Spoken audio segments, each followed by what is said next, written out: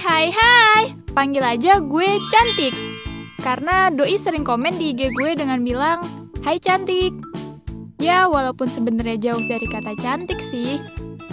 Stop. Kenalin, nama gue Widi. Gue mahasiswa profesi nurse di salah satu kampus di Kalimantan. FYI, nurse adalah panggilan untuk perawat yang sudah menempuh pendidikan S1 dengan titel S.Kep. Lalu ikut pendidikan untuk mengambil titel nurse. Kali ini, gue nggak akan ngebahas tentang kehidupan mahasiswa nurse. Maybe someday. Sebelum gue lanjut cerita, gue minta waktu kalian sebentar ya. Gue mau ngucapin makasih banget buat kalian yang udah berkontribusi dalam video ini. Nah, buat kalian yang mau donasi, caranya mudah. Silakan klik link di bawah ini ya, karena support dari kalian sangat berarti untuk kita. Yuk lanjut cerita.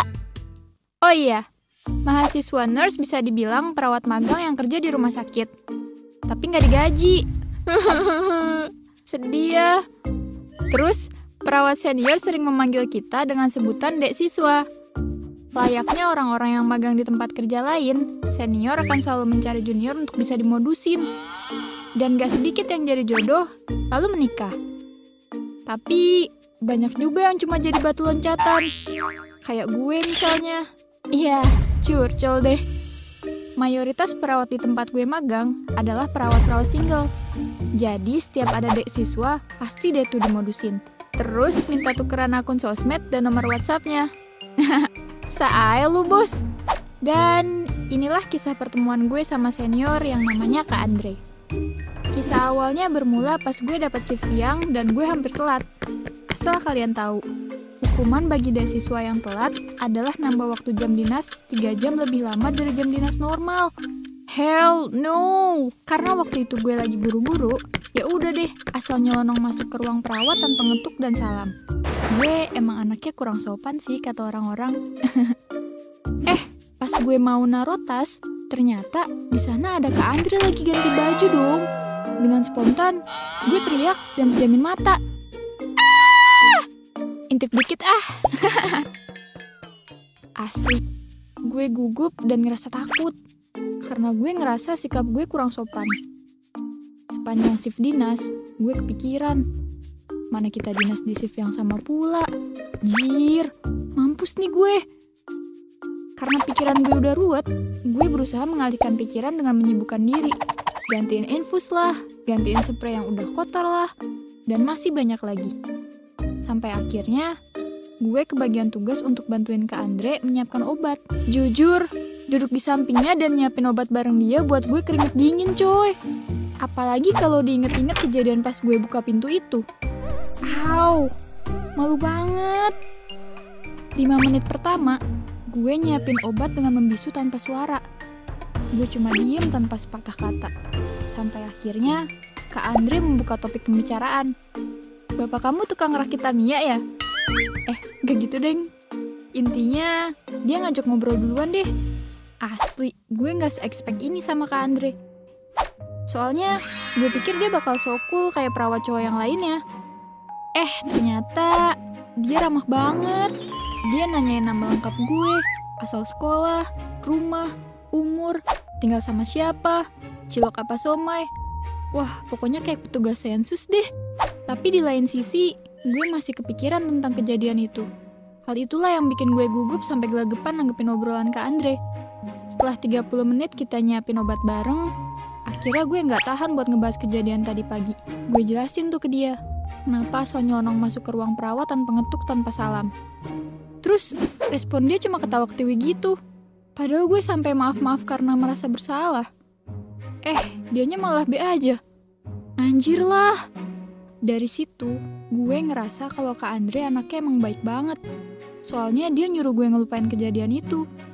FYI, sebagai perawat magang, kita nggak cuma dinas di satu RS aja, tapi pindah-pindah gitu. Misalnya, hari ini di RS tempat Kak Andre kerja, besok-besok bisa di RS lainnya. Kebetulan waktu itu gue cuma kebagian waktu 1 minggu untuk dinas di sana. Selama 1 minggu juga, kita sering satu shift. Dan selama satu shift, Kak Andre selalu jadi perawat senior yang ngebantuin gue kalau gue kesulitan ngadepin pasien. Gue juga sadar diri lah, Jadi setiap Kak Andre butuh bantuan buat siapin obat atau buat catatan perkembangan pasien, gue selalu bantuin dia biar gak kerepotan.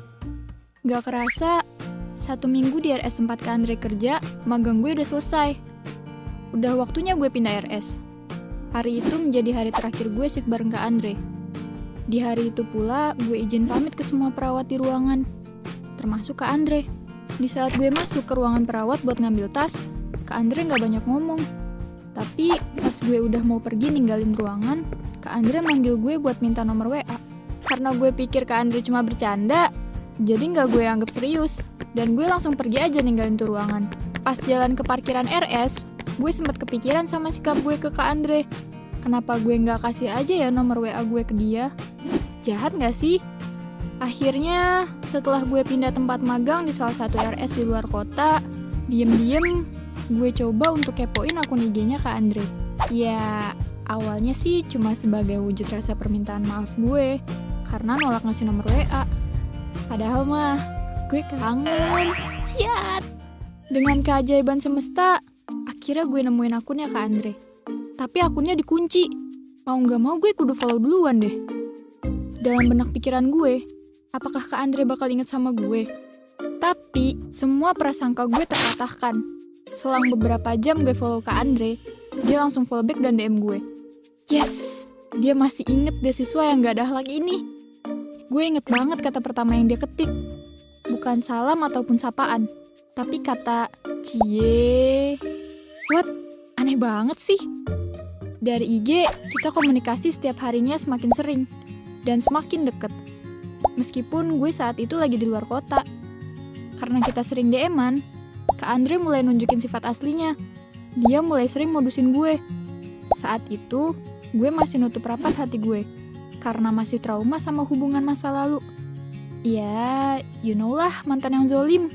Jadi, gue anggap setiap kalimat yang Kak Andre bilang, ya cuma bercandaan aja. Oh iya, gue lupa ngasih tahu ya. Kalau Kak Andre dan gue beda agama. Dia seorang Katolik, dan gue Islam. Hal itu juga yang jadi pertimbangan gue. Kenapa gue harus jaga jarak sama dia? Ya, kayak tulisan di belakang truk aja. Tapi, hal itu nggak buat gue tertutup soal urusan curhat no jutsu. Gue sering cerita ke Kak Andre tentang cowok-cowok yang lagi deketin gue. Seterbuka itu gue sama dia. Pernah, suatu saat Kak Andre nanya, "Kamu suka sama dia?" Spontan gue bilang, kalau gue nggak suka dan cenderung risih. Gue nggak tahu responnya harus gimana. Tapi di saat itu juga dia bilang gini, "Kalau bisa jangan ada yang ganggu kamu lagi ya." Seketika gue bingung sama maksudnya. Tapi gue nggak peduli. Karena gue nggak mikir kalau dia bakalan beneran suka sama gue.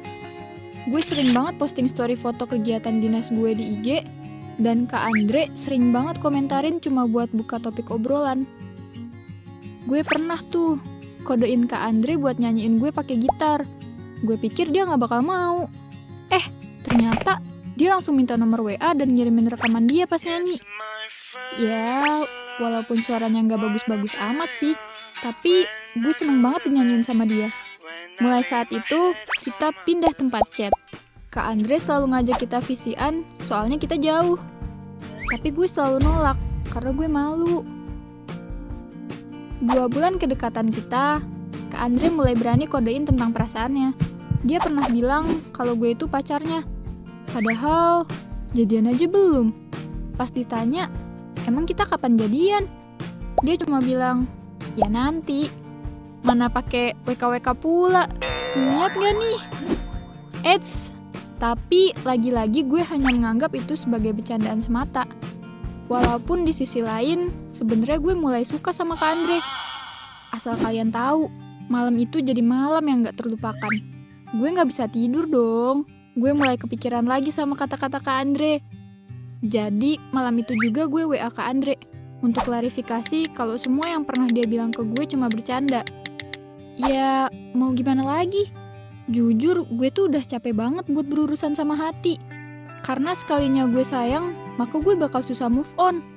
Gue tuh anaknya gitu.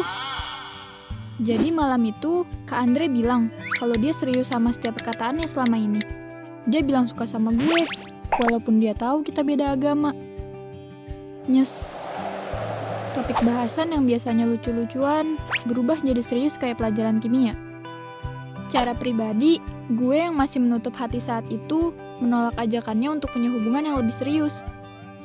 Karena masing-masing dari kita nggak ada yang mau ngalah untuk pindah agama. Bagi gue saat itu, gue nggak mau punya hubungan yang playing-playing alias main-main. Kalau mau serius, ya nikah bro. Sebetulnya Kak Andre paham maksud gue. Dan dia nggak maksain untuk kita punya hubungan yang lebih dari sekedar teman. Saat itu juga, sikap Kak Andre berubah jadi lebih cuek. Gue yang terbiasa dapat perhatian dari Kak Andre, bertanya tentang sikapnya. Tapi, dia justru mengelak dan bilang, "Enggak kok, ini biasa aja.